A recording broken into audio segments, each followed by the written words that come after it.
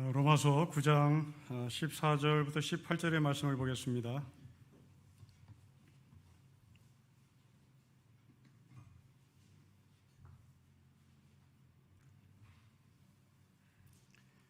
(9장 14절부터 18절의) 말씀을 우리 한 절씩 교독합시다. 그런즉 우리가 무슨 말을 하리요? 하나님께 불의가 있느냐? 그럴 수 없느니라.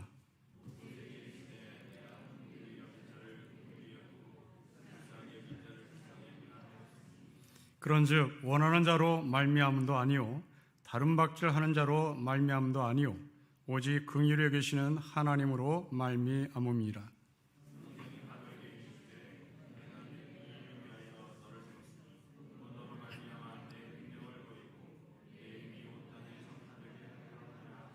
가지겠습니다. 그런즉 하나님께서 하고자 하시는 자를 긍휼히 여기시고 하고자 하시는 자를 완악하게 하시느니라. 아멘. 우리는 계속해서 하나님께서 우리를 어떻게 구원하셨는지, 그리고 왜 구원하셨는지에 대한 말씀을 나누고 있습니다. 우리 장로교 교인들은 하나님의 전적인 은혜라고 하는 칼빈의 교리를 따르는 사람입니다.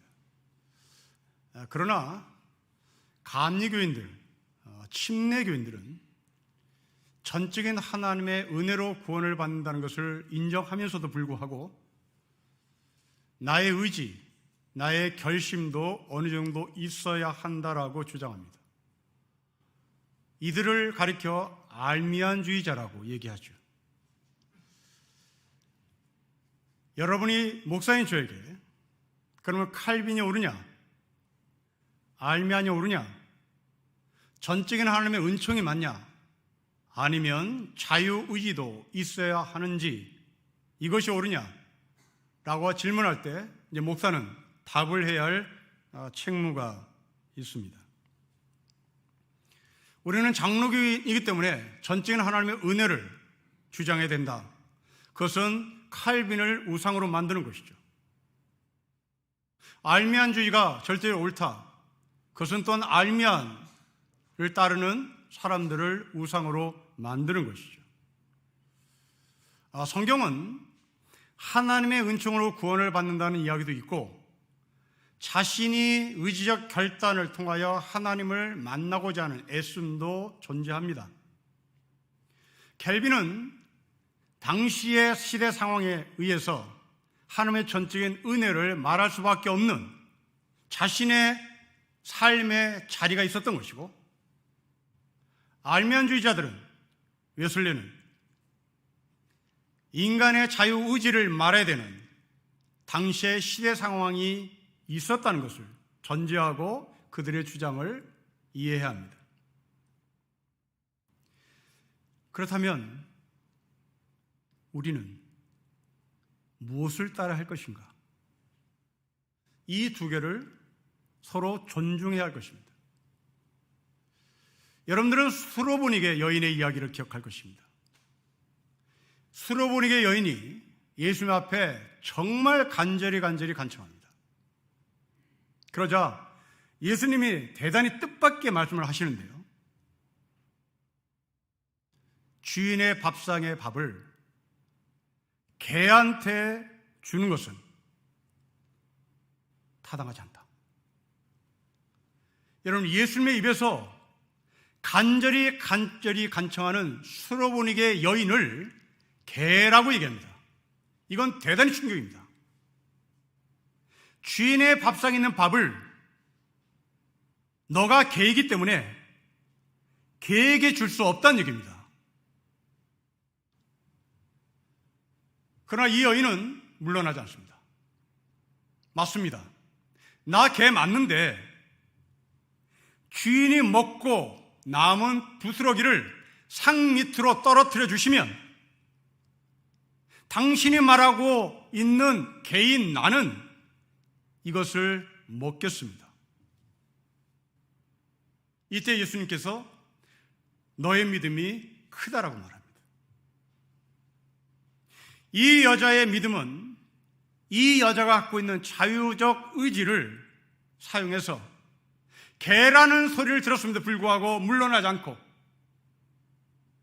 그 밥상에서 떨어지는 부스러기라도 개인 나는 먹고 싶다라고 예수께 부탁을 한 겁니다. 물론 저는 장로교 목사이기 때문에 전적인 하나님의 은혜를 인정하는 것이 아니라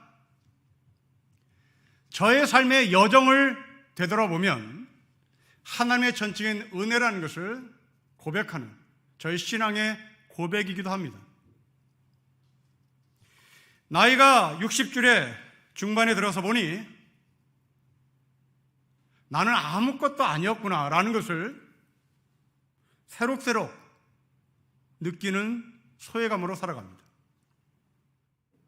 저는 젊었을 때 저의 의지로 사회를 개혁하고 싶었고, 저는 젊은 목사였을 때 교회를 개혁할 수 있다라고 자신만만했고, 비복음으로 떨어진 한국교회, 복음이 뭔지를 모르는 교인들을 개혁시킬 수 있다라고 저는 자신만만해 한 적이 있습니다.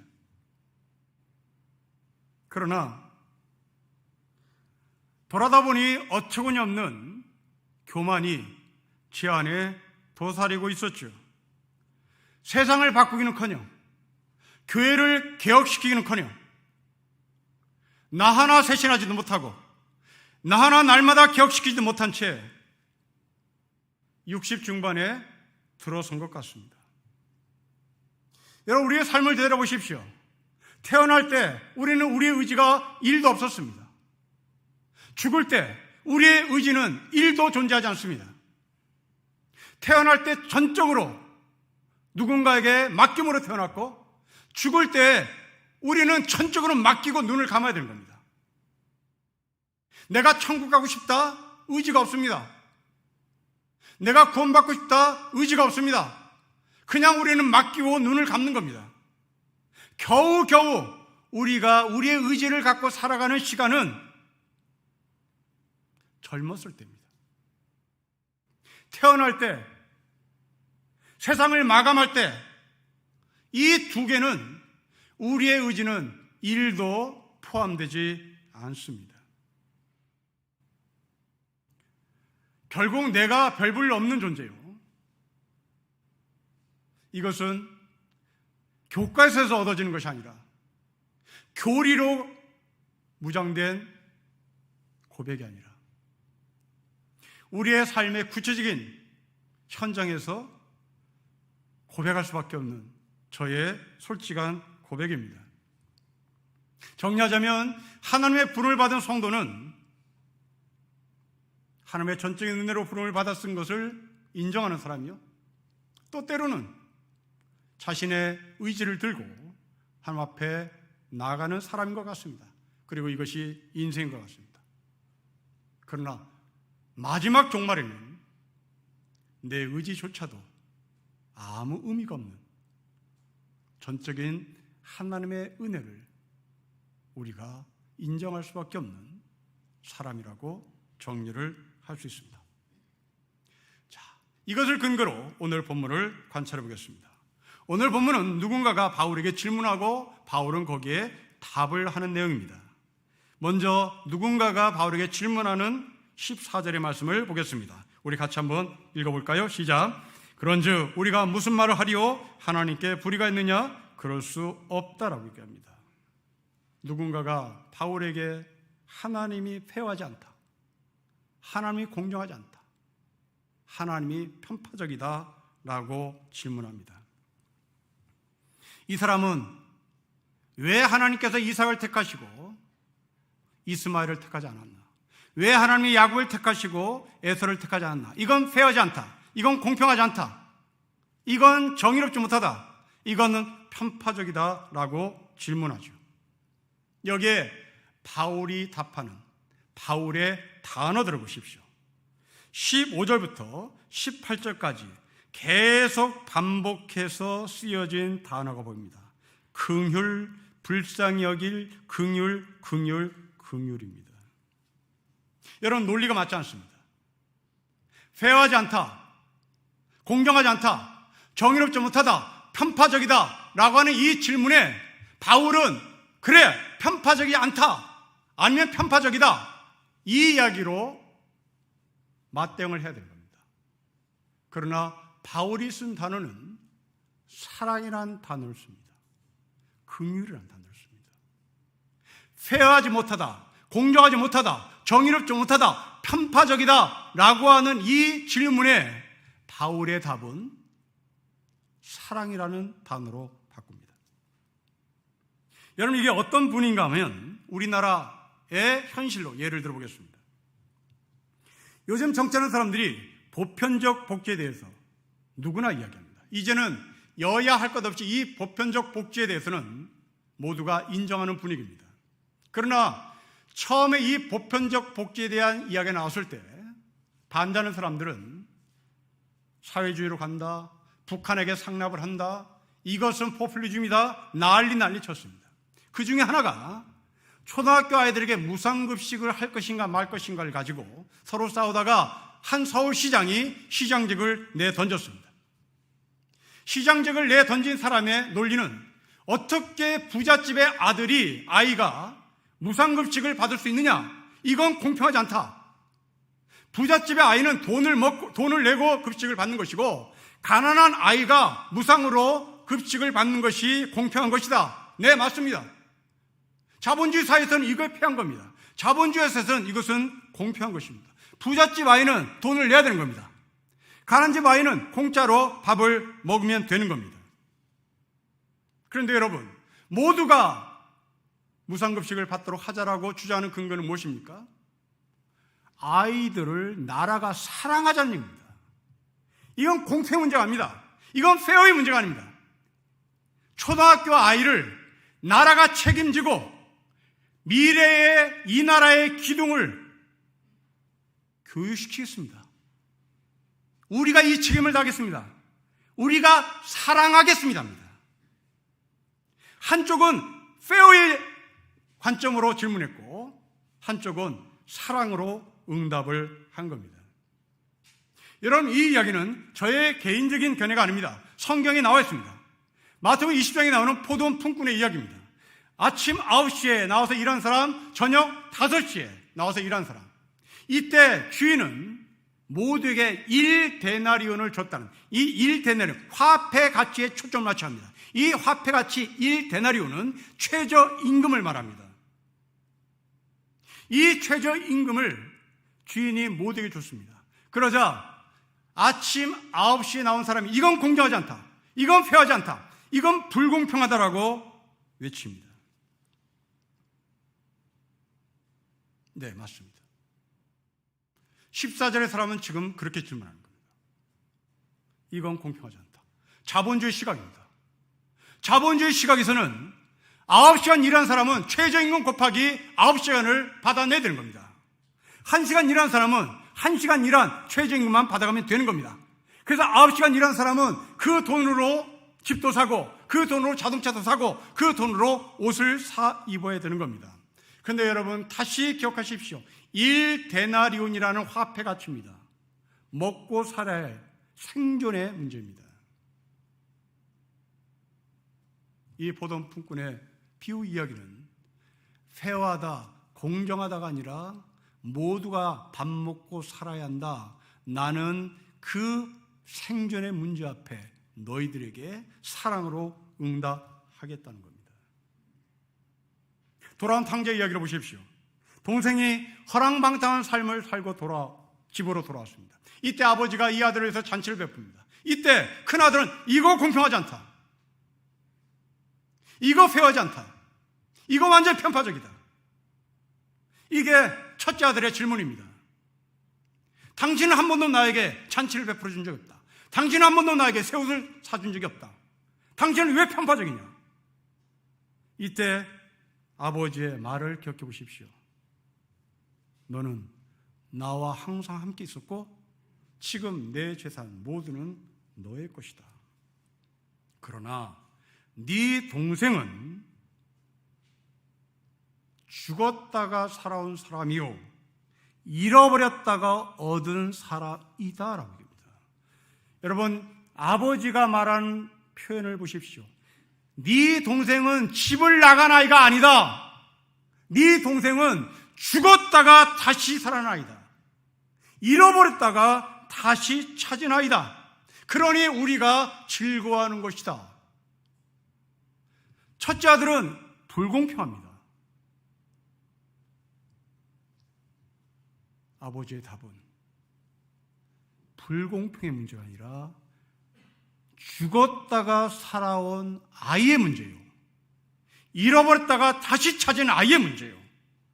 그러기에 우리는 즐거워할 수밖에 없다입니다. 여러분, 바울은 지금 이스라엘 백성이 돌아온 탕자였음을 말하고 있는 겁니다. 다시 15절로 돌아오십시오. 여기에 돌아온 탕자의 이야기가 있습니다. 15절을 같이 읽겠습니다. 시작. 모세에게 이르시되 내가 긍휼히 여길 자를 긍휼히 여기고 불쌍히 여길 자를 불쌍히 여기리라 하셨다고 출애굽 33장은 말하고 있다입니다. 왜 공정하지 못하냐라는 질문에 바울의 구약의 인용입니다. 출애굽 33장에 하나님이 모세에게 말씀하기를 긍휼히 여길 자를 긍휼히 여겼다는 것을 기억하지 못하냐입니다. 여러분, 이 이야기의 배경은 모세가 율법을 받으러 시내산에 올라갔을 때 모세가 늦게 내려오자 이스라엘 백성들이 산 밑에서 금송아지를 만들어 거기에 절을 하고 있었습니다. 율법을 받고 내려온 이 모세의 눈에 열불이 났습니다. 속이 터졌습니다. 율법을 내동댕이 치죠. 길길이 뛰던 이 모세가 자신의 마음을 추스린 다음에 하나님 앞에 기도합니다. 그 기도가 여러분이 잘 알고 있는 하나님, 내 이름을 당신의 생명책에서 지워버리십시오. 나 이놈들하고 못 살겠습니다. 이런 말이겠죠. 그런데 그 기도가 끝난 다음에 다시 캄다운된, 다시 마음을 누그러뜨린 이 모세는 기도합니다. 하나님, 저들을 용서해 주세요. 저들을 살려주세요. 저들에게 긍휼을 베풀어 주세요. 이때 하신 말씀이 15절의 이야기입니다. 여러분, 14절에 질문한 사람의 질문에 근거하면 금송아지 만든 이스라엘 백성은 다 죽어야 되는 겁니다. 공의에 근거한, 정의에 근거한 심판을 금송아지를 만들어 우상에게 절하는 이스라엘 백성들은 받아야 되는 겁니다. 그런데 하나님은 그들에게 긍휼을 베풀었습니다. 자, 다시 14절에 질문한 사람으로 돌아갑시다. 하나님께서 에서를 선택하지 않았고 야곱을 선택하는 것은 공평하지 못하다. 여러분, 왜 이 질문을 했을까요? 이 사람이 갖고 있는 구원관이라는 것은 똑같은 출발선상에서 왜 하나님은 야곱을 택했는지, 왜 하나님은 이삭을 택했는지 질문하고 있는 겁니다. 똑같은 출발선상에서, 똑같은 바운더리에서 하나님이 편파적으로 이 사람을 택했다라고 생각하는 것이 바로 14절에 질문하는 사람의 구원관입니다. 이런 일은 교회 안에 흔히 있습니다. 우리가 여름이 되면 성경학교를 합니다. 그 성경학교를 할 때 프로그램 중에 항상 존재하는 프로그램이 성경을 암송하는 프로그램입니다. 초등학교 아이들에게, 중고등학교 아이들에게 성경을 암송시킵니다. 정말 좋은 거죠. 하나님의 말씀을 암송하고 그것을 나이가 들 때까지 기억하게 하는 좋은 교육 프로그램입니다. 그런데 여러분들이 경험했다시피 이 성경 암송을 어느 자리에서 확인을 하냐면 밥 먹을 때 합니다.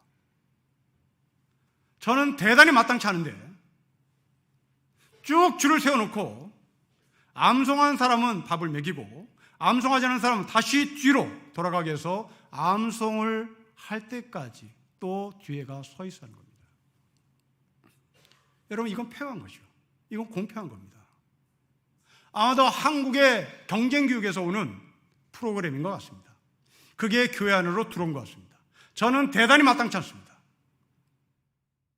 똑같은 출발선상에서 누구는 성경을 암송했고 누구는 성경을 암송하지 못했기 때문에 밥을 준다, 밥을 안 준다. 네, 좋습니다. 이게 학교 교육이니까요. 그런데 여러분, 예수님께서 여름성회학교에 선생님으로 서 계셨다면 누구에게 밥을 줄 것 같습니까? 한글을 제대로 깨우지 못한 아이, 아니면 암송 능력이 제대로 되지 않은 아이, 그래서 암송을 하려고 저 구퉁이에 가서 키를 쓰고 암송하려고 하는 그 아이를 먼저 부르지 않겠습니까? 이게 긍휼한 얘기입니다.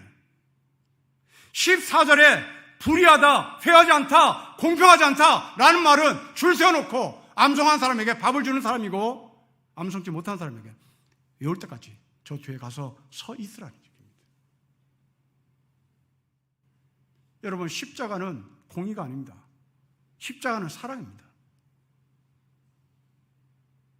시내산 밑에서 금송아지 앞에 절했던 이스라엘 백성들 공평의 차원에서 죽어야 되는 겁니다. 그러나 십자가의 사랑으로 하나님의 긍휼로 이들은 죽지 않았습니다. 이 논리를 바울은 더 확장시키며 우리의 삶에 적용합니다. 여러분 16절 말씀 보십시오. 우리 같이 읽겠습니다. 시작.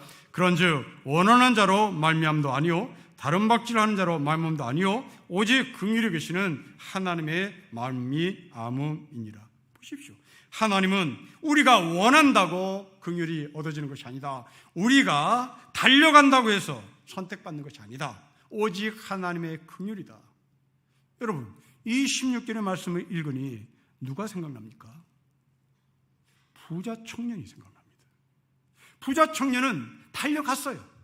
부자 청년은 원했어요. 부자 청년은 자기가 들고 있는 지식, 삶, 학벌, 부, 이 모든 것을 들고 예수님께 달려갔습니다. 영생을 얻어보고 싶었던 거죠. 원했습니다. 그때 예수님이 말합니다. 이걸 다 포기해야 합니다. 여러분, 예수님께서 부자 청년에게 원했던 것은 이걸 들고 가면, 이걸 들고 달려가면, 이걸 들고 땀을 뻘뻘 흘리며 나의 성과를 예수님께 보이면 예수님이 나를 받아줄 것이라고 생각했던 이 청년에게 그것 없어도 그것을 포기할 때, 그것이 하나님의 긍휼을 받는 조건이 될 수 없다라고 고백할 때 너는 영생할 수 있다라고 됩니다. 여러분 어떻습니까? 이제 14절의 사랑이 맞습니까? 아니면 긍휼로 답하는 바울의 말이 맞습니까? 혹시 우리 가운데 부자 청년처럼 달려가신 분 계십니까? 이 정도쯤이야. 내가 이것을 들고 가면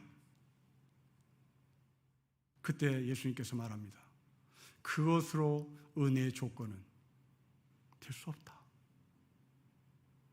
은혜 받는 조건은 그것을 포기할 때입니다. 우리가 받는 구원은 정의와 공의에 그치한 것이 아니라 십자가의 사랑에 근거합니다.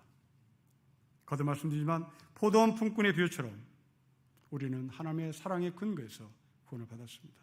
아마도 야곱은 오후 5시에 부름받은 사람일지 모르겠습니다. 이삭은 느지막하게 부름받은 사람입니다. 왜 느지막까지 일터를 잡지 못했을까요? 힘없는 자지요. 능력이 없는 자지요. 야곱과 에서 중에 누가 능력이 있었습니까? 아버지 이삭은 에서만 찾았습니다. 에서가 고기를 갖다 바쳤거든요. 고기를 좋아하는 이삭은 늘 에서였습니다. 내 아들, 내 아들이었습니다. 야곱은 이삭의 눈 밖의 사람이었습니다. 이삭과 이스마엘을 보십시오. 누가 힘 있는 자였습니까? 성경의 워딩입니다. 이스마엘이 이삭을 희롱했다. 여러분, 희롱이라는 단어가 얼마나 무서운다는지 아십니까? 이스마엘이 이삭을 희롱했다. 이삭은 에서만 오매불만 기다렸다.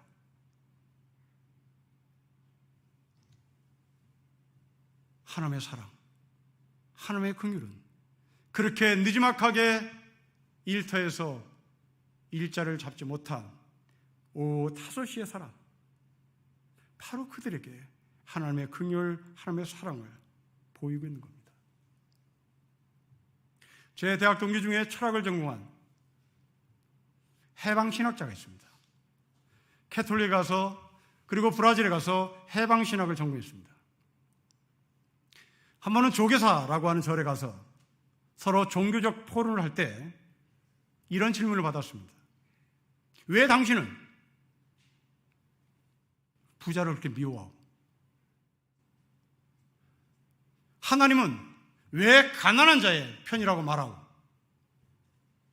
이때 눈치가 있는 강사라면 하나님은 부자도 사랑하고 가난한 자도 사랑하고, 부자가 어떻게 하느냐에 따라서 그 사랑이 바뀌고, 가난한 자도 사랑을 받을 사람이 있고 사랑받지 못할 사람이 있고, 그렇게 어물쩍 넘어가야 할 것입니다. 그런데 이 동기가 저처럼 눈치가 없어 나는 끝까지 가난한 자의 편에 서고 싶습니다.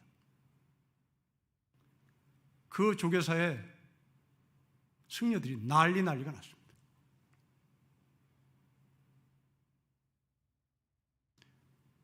야곱과 에서, 이삭과 이스마엘. 우리가 존경하는 세종대왕은 오매불망 가난한 자를 위한 생각밖에 없었다고 합니다. 그중에 이 세종시대에 아주 뛰어난 과학자 하나가 등장하죠. 이름이 장영실이라는 사람입니다. 근데 이 사람의 족보를 뒤져보면 정말 충격적입니다. 이 장영실은 어머니가 천안 기생입니다. 그리고 아버지가 외국인입니다. 장영실은 혼혈입니다. 요즘의 언어로 얘기하면 다문화 가정의 아들이고 천안 기생의 아들이었으니 차상위 계층이었을 겁니다. 차상위 계층, 다문화 가정의 아들 장영실이 당시 사대부가 끌고 가는 조선의 왕으로부터 부름을 받습니다. 지금도 불가능합니다. 지금도 혼혈이, 지금도 다문화 가정의 사람이 청와대 내각이 들어간다? 불가능합니다. 세종은 그렇게 가난한 자의 편에 섰습니다. 장영실은 그 사대부가 눈이 부릅뜨고 있는 사회구조 안에서 사랑을 받은 사람이고 긍휼을 받은 사람입니다.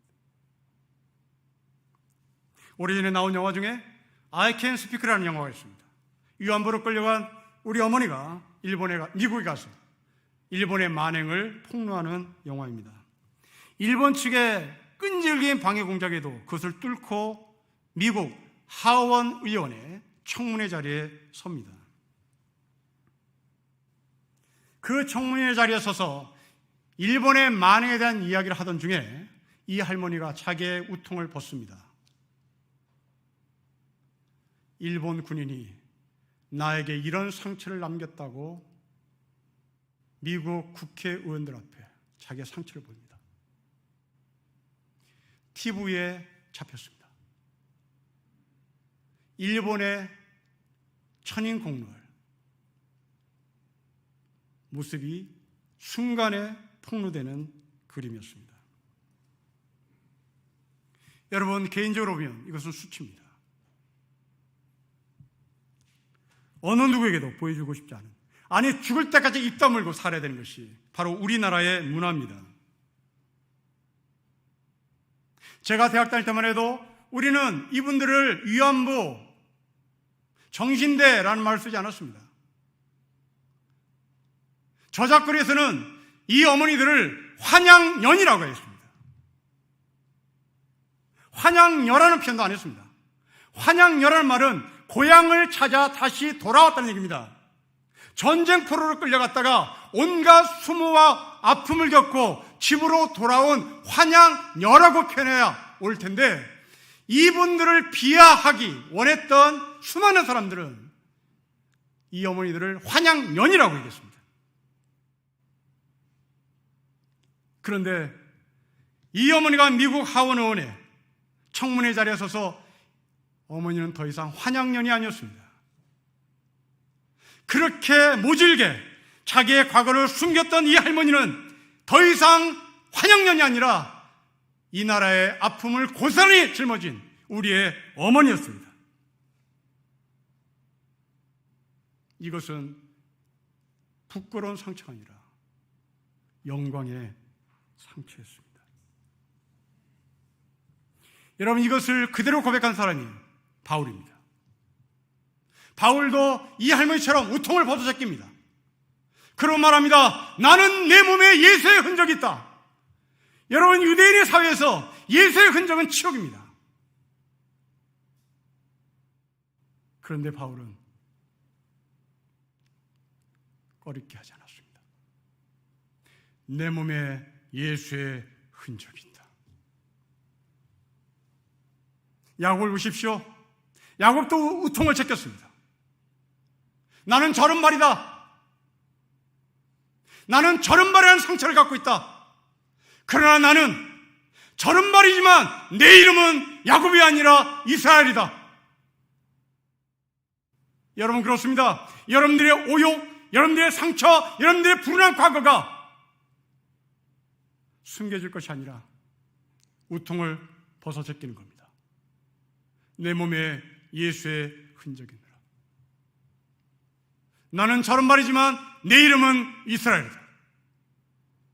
내가 못나서 정신대에 끌려가 일본의 만왕에 갈각에 찢어진 존재가 아니라 이 나라가 힘없기에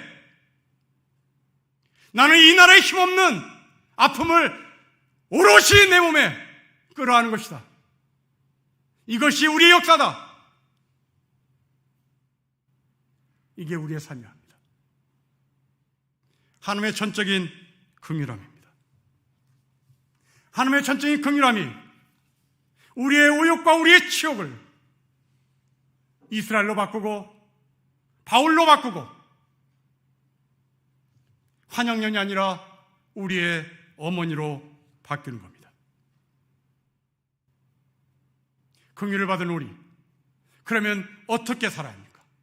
어떻게 살아야 합니까? 여러분, 17절 말씀을 보십시오. 이렇게 살아야 한다고 말합니다. 같이 한번 읽겠습니다. 시작. 성경이 바로 이르시되 내가 이 일을 위하여 너를 세웠으니 곧 너로 말미암아 내 능력을 보이고 내 이름이 온 땅에 전파되게 하려 함이라고 했습니다. 여러분, 하나님의 이름이 온 땅에 전파됨을 위하여 살아야 하는 겁니다. 그런데 애굽의 바로는 그렇게 살지 못했습니다. 여러분, 어찌 보면 바로는 하나님의 긍휼함을 입은 사람입니다. 그 거대한 애굽이라는 나라를 통치하는 바로의 자리에 올라갔다는 것은 하늘이 움직인 겁니다. 많은 사람들이 바로가 되기 위하여 얼마나 경쟁이 치열했겠습니까? 지금도 대통령이 된다는 것은 자기의 능력이 아니라 하늘이 점지해야 된다는 것을 우리 모두 다 인정하는 그런 문화 속에 살고 있습니다. 하물며 고대시대에 바로가 애굽의 왕이 됐다는 것은 하늘이 움직이지 않고는 불가능한 현실이었습니다. 그런데 바울은 그렇게 하나님의 긍휼을 받았음에도 불구하고 하나님의 이름을 높이는 것이 아니라 자기의 이름을 높이는 데 급급했습니다. 람셋 성 국고를 만들기 위하여 히브리 노예들을 동원시켰습니다. 피라미드를 만들기 위하여 히브리 노예들을 동원시켰습니다.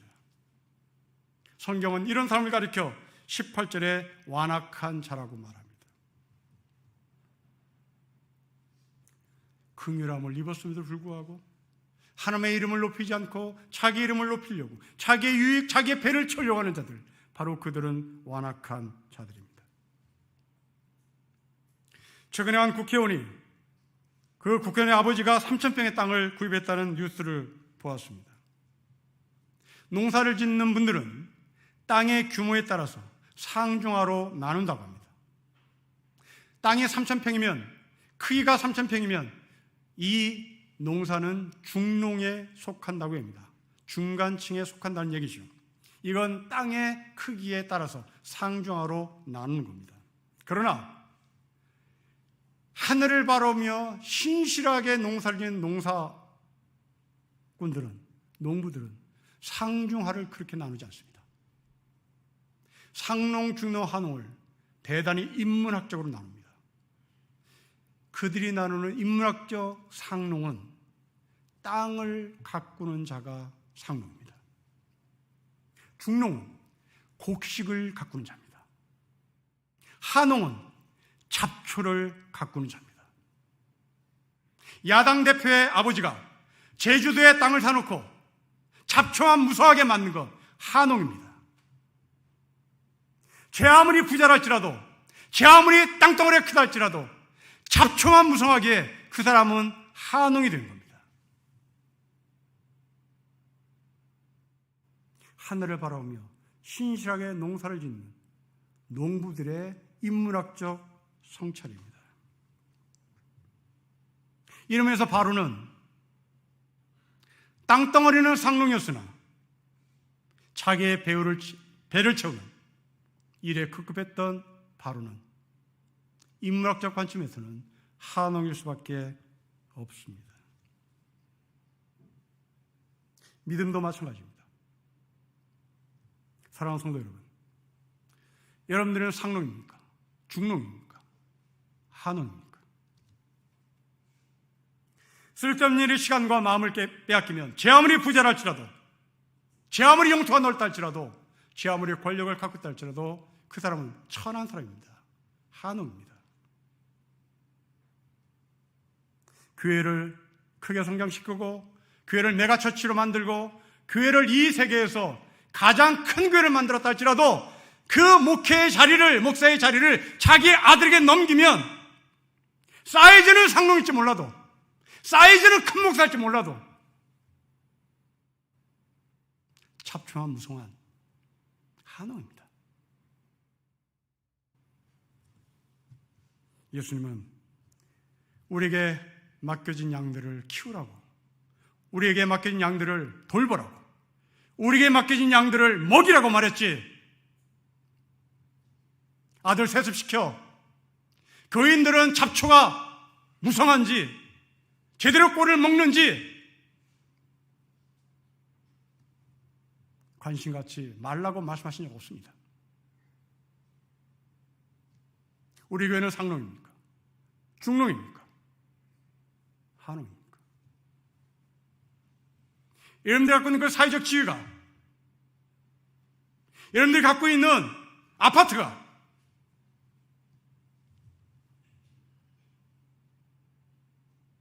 사이즈에 근거해서 만족하십니까?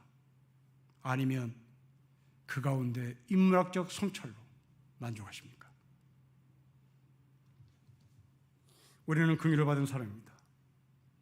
긍휼을 알았으니 긍휼을 베풀어야 합니다. 하나님을 알았으니 하나님의 이름을 높여야 합니다. 그렇지 못하다면 우리는 오늘 본문의 말씀을 다시 묵상하셔야 합니다. 물론 하루아침에 완성되는 것은 아닙니다. 실패하고 넘어지고 엎어질 수 있습니다. 그러나 그 자리에서 다시 채비를 하고 일어나는 것은 하나님의 이름을 높이는 겁니다. 우리의 실패를 인정하고 우리의 과거를 뉘우치고 그 자리에서 하나님을 향해 가는 것은 아름다운 삶입니다. 바로의 자리에서, 모세의 자리로, 에서의 자리에서, 야곱의 자리로, 이스마엘의 자리에서, 이삭의 자리로, 바로의 자리에서, 모세의 자리로 넘어오는 하늘의 백성이 되시기를 주의 이름으로 축복합니다. 기도하겠습니다. 아버지 하나님, 십자가는 궁극적으로 살아있는 것을 저희가 늘 고백하고